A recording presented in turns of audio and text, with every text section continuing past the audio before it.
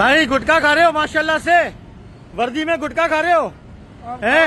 Helmet के बगैर क्या दो, नंबर प्लेट कहाँ है तुम्हारी? हाँ भाई, क्या आप, मैं क्या बोल रहा हूँ, मैं भी खाऊं? गुटखे में पाबंदी है, आईजी साहब ने बोला है भाई। हेलमेट कहाँ है तुम्हारी? हेलमेट? कौन सी हेलमेट? किस तरह रोकते हो बगैर हेलमेट के लोगों को? लाइसेंस कहाँ है तुम्हारा? हम तो नहीं रोकते, हैं? अफसर रोकते हैं उनको। अफसर रोकते हैं, तुम नहीं रोकते? क्या नाम क्या है तुम्हारा? बैग दिखाओ। बैग भी नहीं है? ओए ये नहीं करना, मैं बता रहा हूँ चैनल का, मेरा कार्ड देख लो, मैं बताऊंगा।